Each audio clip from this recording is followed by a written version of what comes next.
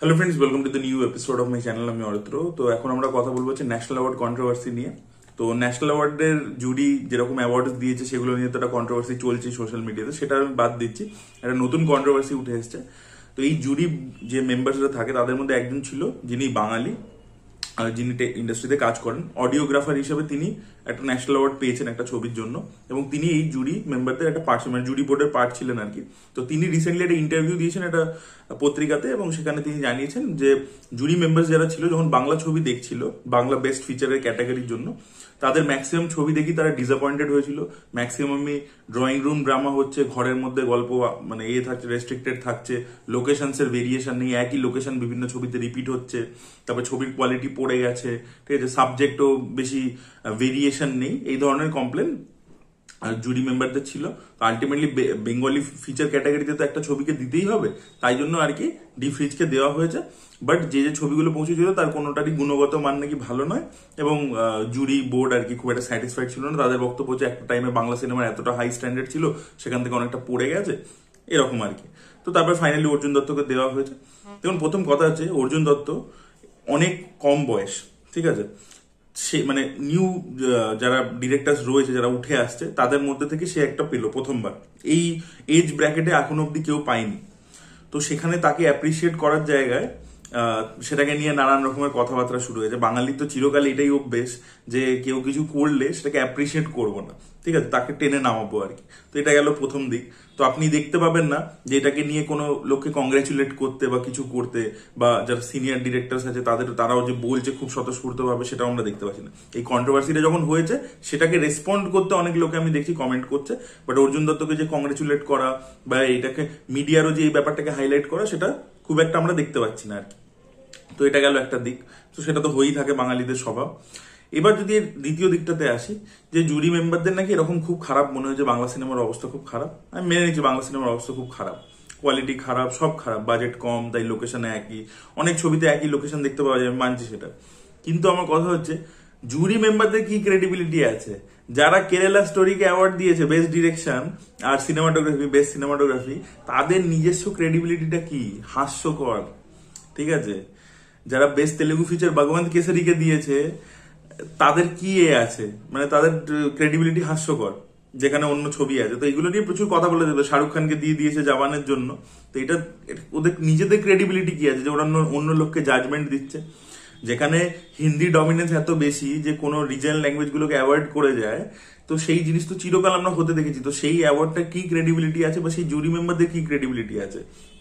আর আশুতোষ গোয়ারেকার যে মাথা ছিল, তার নিজের সিনেমার কোয়ালিটি পড়েনি, সে কি এখনো লাগানা স্বদেশের মতো সিনেমা বানায় নাকি বানায় না? সেটা তাকে প্রথমে জিজ্ঞেস করতে হবে যে তার ছবির কোয়ালিটি পড়েছে কেন, তার ছবি পানিপথ ভালো হয়নি কেন, কেন হয়নি লাগানের স্ট্যান্ডার্ডে। তো কথা হচ্ছে, আর বলিউড মানে সে যে ইন্ডাস্ট্রিতে প্রাইমারিলি কাজ করে, বলিউড ইন্ডাস্ট্রি, তার এই কোয়ালিটি হয়েছে কেন? তার আজকে এত এত কোটি কোটি টাকা খরচা করা সত্ত্বেও তাদের ছবি হিট হচ্ছে না কেন? তাদের ছবি কানেক্ট করছে না কেন দর্শকের সাথে? সেই প্রশ্নটা তাকেও করা উচিত। কথা হচ্ছে প্রত্যেকটা ইন্ডাস্ট্রি একটা বিভিন্ন ফেজের মধ্যে দিয়ে যায়। এই আজকে আপনারা কানাডা ইন্ডাস্ট্রিকে দেখছেন, কানাডা ইন্ডাস্ট্রি একটা টাইমে ওয়ার্স্ট ফেজ দেখেছে, মারাঠি ইন্ডাস্ট্রি ওয়ার্স্ট ফেজ দেখেছে। এরকম প্রচুর জিনিস বিভিন্ন ইন্ডাস্ট্রিতে হয়েছে। বাংলা সিনেমার এই মুহূর্তে খারাপ চলছে, ভালো মানে ফ্লারিশিং একটা বিজনেস ইত্যাদি হচ্ছে না। তো সেটা তো আমরা আগেও বলেছি, এটা ব্যাপারটা তো অ্যাড্রেস করেছি। তো সেখান থেকে এই চ্যালেঞ্জেস গুলো, এই যে লোকেশনের ভেরিয়েশন, কথার কথা আমি আপনাদেরকে লজিস্টিক ব্যাপারটা বলছি। ধরে নিন আপনি নতুন লোকেশন খুঁজে, যেটা অন্য ছবিতে দেখানো হয়নি। এবার লোকেশনের পারমিশনটা তো বার করতে হয়। তো আপনাকে যে যে প্রোডাকশন থেকে লোক রয়েছে, সে আপনাকে সেই লোকেশনটাই দেখাবে যেটা ইজি পারমিশন পেতে পারবেন, যেটাতে ইজিলি আপনি শুট করতে পারবেন, শুটিং ফ্রেন্ডলি। কারণ এক হচ্ছে দিনের সংখ্যা কম, আপনি যদি এরকম একটা কোনো ভার্জিন লোকেশনে চলে যান এবং সেখানে পারমিশন পাওয়ার একটা প্রবলেম, দ্বিতীয় হচ্ছে আপনি শুটিং করবার সময় হাজারটা লজিস্টিক প্রবলেম ফেস করতে পারেন, তখন আপনার শুটিং ডিলে হয়ে যাবে।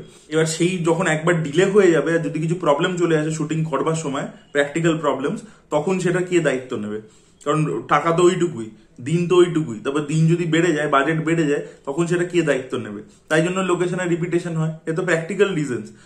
আপনি যত গুড় ঢালবেন তত তো ব্যাপারটা মিষ্টি হবেই।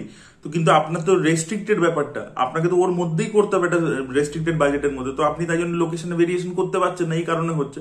আর তার মধ্যে এবারে যেগুলো ছিল ন্যাশনাল অ্যাওয়ার্ডে, যে যে ছবিগুলো গেছিল আর কি, অফিসিয়াল এন্ট্রি ছিল, তার মধ্যে পদাতিক ছিল, পদাতিক তো প্রচুর নতুন নতুন লোকেশনতে শুট হয়েছে, প্রচুর জায়গায় শুট হয়েছে। ইভেন রক্তবীজ ছিল, রক্তবীজ পার্ট 1, তো সেই ছবিটা তো পুরোপুরি নতুন একটা লোকেশনে শুট করা হয়েছে, সেখানে তো কোনো রিপিটেশন নেই। আর আমি এই দুটো ছবিরই এক্সাম্পল ধরে নিচ্ছি, বা আপনি নিহারিকার ধরে নিন, এগুলো তো খালি ড্রয়িং রুমে তো রেস্ট্রিক্টেড নয় এই ছবিগুলো তো প্রচুর জায়গায় বিভিন্ন জায়গায় ট্রাভেলও করেছে, এই করেছে। আপনারা ছবিটা দেখে থাকুন, তাহলে কি করে এই যে ক্রিটিসিজমটা করা হচ্ছে যে লোকেশনের ভেরিয়েশন নেই বা সাবজেক্ট খুব, এই ধরুন রক্তবীজ, মানে ওটা জনরাটা কি, ওটা হচ্ছে যে একটা প্রেসিডেন্টের উপর অ্যাসাসিন হচ্ছে, সেটাকে আটকাবার চেষ্টা করা হচ্ছে। পদাতিক একটা লোকের বায়োপিক, একটা ফিল্ম মেকারের বায়োপিক, ঠিক আছে। নিহারিকা একটা মামা ভাগ্নির মধ্যে প্রেমের সম্পর্ক, একটা কমপ্লেক্স অন্যরকম রিলেশনশিপ। তো বিভিন্ন ছবি কিন্তু বিভিন্ন সাবজেক্ট নিয়ে ডিল করছে। আপনি যদি দেখেন সবকটা ছবি, আমি জাস্ট কয়েকটা এক্সাম্পল হিসেবে নিলাম, পপুলার গুলো এক্সাম্পল নিলাম যেগুলো লোকে জানে। তো আপনারা দেখুন ভেরিয়েশন কিন্তু সেটার মধ্যেও আছে, তো সাবজেক্টের ভেরিয়েশনও আছে, লোকেশনের ভেরিয়েশনও আছে, সবই আছে, ঠিক আছে। কিন্তু সেটার একটা লিমিটেশন আছে। এটা তো আর কি একটা বলিউডের প্রোডাকশন নয় যে আমার এখন ইচ্ছে করছে আমি আর্জেন্টিনায় গিয়ে শুট করব, আমার এখন ইচ্ছে হচ্ছে আমি প্যারিস চলে যাব। তা আমার কথা হচ্ছে সেইটা বলিউড করেও কোথায় তাদের ছবি লাগাতে পারছে, কোথায় তাদের ছবি কানেক্ট করছে, একটা আলাদা অ্যানোমালি হচ্ছে, ঠিক আছে, যে একটা হুট করে ছবি এসে হিট হয়ে গেল, কিন্তু একদম গ্যারেন্টি সহ ছবি কোথায় হিট হচ্ছে, কোথায় কানেক্ট হচ্ছে। সাউথের ডিরেক্টরদেরকে লাগছে বড় হিট দিতে, বড় স্টারদেরকে, তো তাহলে তাদের নিজস্ব অরিজিনালিটি, নিজস্ব ভয়েস কোথায় বলিউডে? তো সেটা তো নেই। তো সেটা নিয়ে প্রশ্ন তোলো, সেটাও তোমার ইকুয়ালি প্রশ্ন তোলা উচিত। আর same goes for the jury member themselves, তারা কি বেসিসে কেরালা স্টোরিকে 2টা অ্যাওয়ার্ড দিয়ে দিয়েছে। Kerala story technically very poorly made film, প্রথম কথা। সেকেন্ড হচ্ছে, আমি প্রোপাগান্ডাটাকে বাদ দিলাম, ওর স্টোরি টেলিং ইত্যাদি ভালো নয়। আজকে ধরুন বিবেক রঞ্জন অগ্নিহোত্রী, সেও প্রোপাগান্ডা ছবি বানায়, কিন্তু তার মেকিং ইত্যাদি সেগুলো, পারফরমেন্স ইত্যাদি সেগুলো আপ টু দ্য মার্ক হয় ছবির মধ্যে, ছবিটা ভালো হয়। এবার আমার কথা হচ্ছে সেটাও তো কেরালা স্টোরি নয়, তাহলে তোমরা কেরালা স্টোরিকে কি বেসিসে দিয়েছো অ্যাওয়ার্ডটা? এই প্রশ্নটা তোমাদের করা উচিত।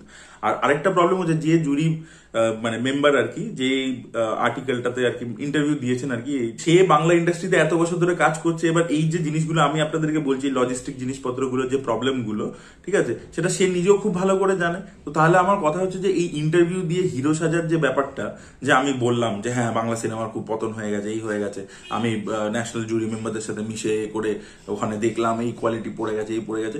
ভাই, তো তাহলে তুমি কাজ করছো কেন? তোমার যদি ফিল্মোগ্রাফি নিয়ে কথা বলি, সেখানে তো অনেক খাজা খাজা কাজ রয়েছে, তাহলে তুমি সেখানে কাজ করছো কেন? লিভ দ্য ইন্ডাস্ট্রি, না, গো টু সামওয়্যার এলস, সেখানে গিয়ে কাজ করো। তুমি এখানে থাকবে, তুমি লজিস্টিক্যাল প্রবলেমগুলো জানো। কিছু কিছু জিনিস হচ্ছে প্র্যাকটিক্যাল জিনিস, যে প্রবলেমটাকে আপনি ওভারকাম করতে পারবেন, এটা কোনো ইন্ডিভিজুয়ালের হাতে নয়, ইটস এ সিস্টেম। সেই সিস্টেমটা ধীরে ধীরে চেঞ্জ হবে, ওটা একদিনে আউট আউট করে চেঞ্জ হয়ে যাবে। তো সেই জিনিসটাকে আপনি কি করে, আপনি জাস্ট হিরো সাজার জন্য আপনি প্রবলেমটাকে অ্যাড্রেস করুন, ঠিক আছে, কিন্তু তার সাথে এটাও বলুন যে এটা এই কারণের জন্য হয়। আপনি এটা বলতে পারেন না যে হ্যাঁ এটা খুব খারাপ হয়ে গেছে, ডিটোরিয়েট করে গেছে, যেখানে আপনি ওই কাজ করছেন, আপনি রিয়েল প্রবলেমগুলো জানেন, সেখানে আপনি এই কথাগুলো বলতে পারেন না, ঠিক আছে। তো আমি জানি না, মানে এইগুলো আর কি শুধু শুধু ওই একটু পাবলিসিটি পাওয়ার জন্য বা পাওয়ার জন্য একটু বলে দিলাম আর কি, সেই জন্য করা আর কি, আননেসেসারি। কারণ যে কাজ করবে সে রিয়ালিটিটা জানবে যে আশেপাশে কি হচ্ছে, কেন এটার উপরে যেতে পারছে না। আজকে ধরুন আপনি বলিউডের সিনেমাতে টম ক্রুজের লেভেলের অ্যাকশন এক্সপেক্ট করেন না, কারণ আপনি জানেন যে টম ক্রুজের ছবিটার যে বাজেট, বলিউডের ছবিটা সেই বাজেটটা নয়। সেম আপনাকে সেই এক্সপেকটেশনটা বাংলা ছবির ক্ষেত্রেও সেট করতে হবে, যে বাংলা ছবিতে আমি একটা অ্যাকশন ডিপার্টমেন্ট নিয়ে এক্সাম্পল দিচ্ছি, যে বাংলার অ্যাকশন কোনোদিনও বলিউড বা সাউথের লেভেলের হবে না, বিকজ বাজেট কাট ডাউন আছে। তো এই জিনিসটা আপনাকে মাথায় রেখেই ছবিটা দেখতে হবে, এবং দর্শকও এটা মাথায় রেখেই ছবি দেখে, তাদের এক্সপেকটেশন ঠিকঠাক সেট আছে। এই ধরনের লোকজনরা কি করে, কি সবকিছুকে আমি সেম, তাহলে রিজার্ভেশন আছে কেন ইন্ডিয়াতে? কারণ প্রত্যেকের স্টার্টিং লাইনটা সেম নয়, তাহলে রিজার্ভেশনও তুলে দাও।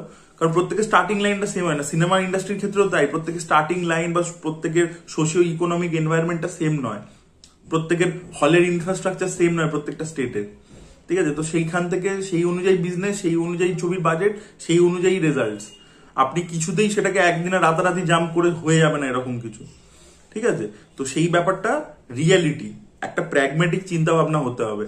দুম করে একটা কিছু বলে দিলাম, একটা কমেন্ট করে দিলাম, চলে এলাম, এতে হয় না, ঠিক আছে। তো সেগুলো আর কি ওই রাতারাতি হিরো হওয়া যায়, এই যেরকম এখন এটা নিয়ে একটু চর্চা হচ্ছে, আলোচনা হচ্ছে, এইটা ব্যাস, এইটুকুই হবে, তার বেশি কিছু হবে না। এটা দুদিন পরে এইটা ডাউন করে যাবে, ব্যাস এইটুকু। আলটিমেটলি প্রবলেমটাকে অ্যাড্রেসও করা হলো না, আর প্রবলেমটা সলভের দিকে তো যাওয়াই হলো না, ছেড়ে দিন। তো এটাই বলার ছিল আমার। আপনাদের কি বক্তব্য পুরো বিষয়টাকে নিয়ে অবশ্যই কমেন্টে জানাবেন। Thank you so much, by.